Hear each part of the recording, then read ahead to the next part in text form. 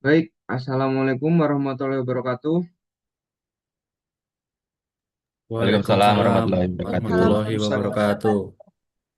Selamat pagi, Bapak dan Ibu sekalian. Hari ini kita akan menggelar rapat koordinasi khusus atas arahan Presiden dengan agenda tunggal kita, percepatan dan evaluasi pembangunan daerah 3T. Kita ingin memastikan tidak ada lagi ketimpangan antara Pulau Jawa dan luar Jawa. Saya persilahkan para menteri dan gubernur menyampaikan kondisinya. Baik, terima kasih Pak Menteri Bappenas. Yang saya hormati seluruh jajaran Menteri dan juga Ibu DPR Komisi 5. Saya langsung saja dari sudut pandang daerah saya. Nah, wilayah kami ini 80%-nya itu adalah laut dan pulau-pulau kecil. Masalah terbesar kami adalah konektivitas dan logistik. Bahan pokok mahal karena moda transportasi laut yang belum rutin. Kalau badai, kami terisolasi berbulan-bulan. Mohon arahannya. Terima kasih. Baik, mohon izin Pak ya, Pak Gubernur menanggapi apa yang kondisi yang terjadi di Provinsi Kepulauan Maluku Utara ini kemudian menjadi perhatian kami Bapak-bapak sekalian bahwasannya untuk dari Kementerian Perhubungan sendiri terutama terkait masalah di daerah 3T saat ini tahun ini menambah 15 rute kapal perintis ya, terutama untuk tol laut.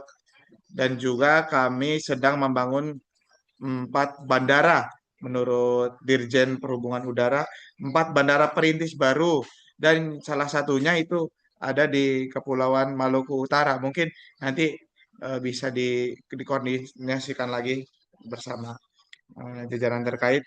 Hal ini untuk menjaga distribusi barang dan mobilitas masyarakat saat cuaca buruk seperti tadi itu tidak terputus. Mungkin itu yang bisa kami sampaikan.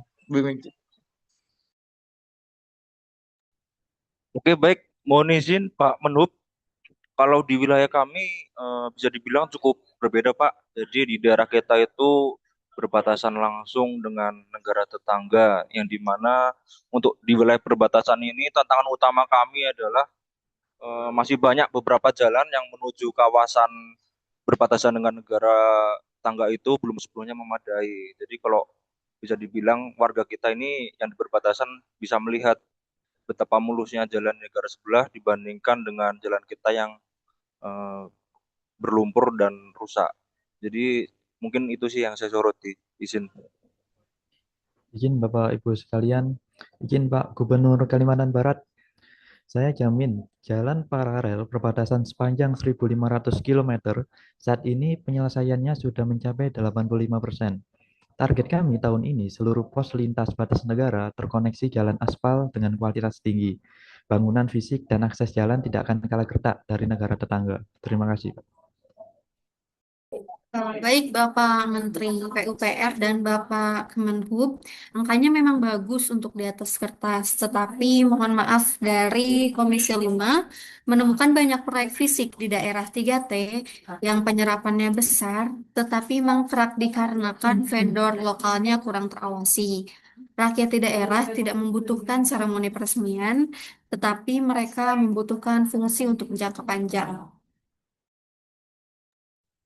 Izin menanggapi Ketua Komisi 5, pengawasan memang kunci, terutama di sektor telekomunikasi. Pengalaman masa lalu jadi pembelajaran berharga bagi kita semua. Saat ini, dari target BTS 4G di daerah 3T, Kemenkomdigi telah mengoperasikan ribuan titik berbasis satelit Satria. Jadi, anak-anak di pelosok dari Sabang sampai Merauke sekarang sudah bisa melakukan video call maupun belajar secara online. Izin, terima kasih. Izin menambahkan dari Bapak Komendigi. Nah, sinyal internet dari Bapak Komendigi tidak akan menyala kalau listrik mati, Pak. Nah, di daerah 3T, tantangan PLN adalah geografis. Solusi kami saat ini bukan lagi menarik kabel gantung yang mahal, Pak, tapi membangun pembangkit listrik tenaga surya (PLTS), komanual dan mikrodegree. Target kami rasio elektrifikasi dari daerah 3T itu mencapai 100%, Pak. Terima kasih, Pak. Baik, menurut saya, listrik dan internet itu vital untuk program digitalisasi sekolah kami. Namun masalah terbesar pendidikan 3T adalah distribusi guru. Banyak guru CPNS yang baru bertugas 2 tahun di daerah terpencil sudah minta pindah ke kota. Kita butuh intensif khusus dan tunjangan khusus daerah 3T untuk dibayar tepat waktu. Saya setuju dengan Ibu Mendikbud, masalah tenaga kesehatan di 3T juga sama. Dokter spesialis enggan tinggal di pulau terluar jika tidak ada jaminan fasilitas kerja. Dari kami, Kemenkes, siap membiayai beasiswa ke dokter spesialis lokal asli putra daerah 3T dengan syarat mereka harus kembali dan mengabdi di tanah kelahirannya. Nah, gagasan beasiswa putra daerah dan insentif nakes atau guru itu yang kami tunggu di DPR. Kami di Komisi 5 dan Badan Anggaran siap untuk menyetujui penambahan anggaran fungsi pendidikan dan kesehatan khususnya di daerah 3T. Asalkan koordinasi antar kementerian ini benar-benar cair dan jangan jalan sendiri-sendiri. Baik, saya sampaikan terima kasih kepada Bapak Ibu Menteri semua, juga Ketua Komisi 5 yang telah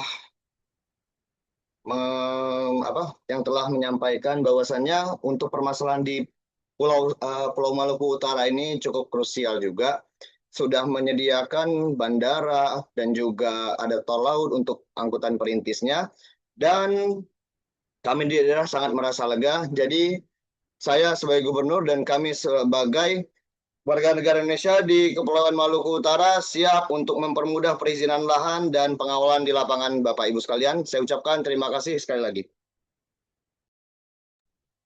Oke, baik. Dari kami pemerintah daerah, kami juga siap untuk mendukung baik dari percepatan perizinan dan pengawalan program di lapangan, khususnya dalam infrastruktur PUPR dan suplai listrik dari PLN. Baik, luar biasa. Kesimpulannya jelas ya. Pembangunan 3T tidak lagi berfokus pada pembangunan di daerah, melainkan membangun dari daerah.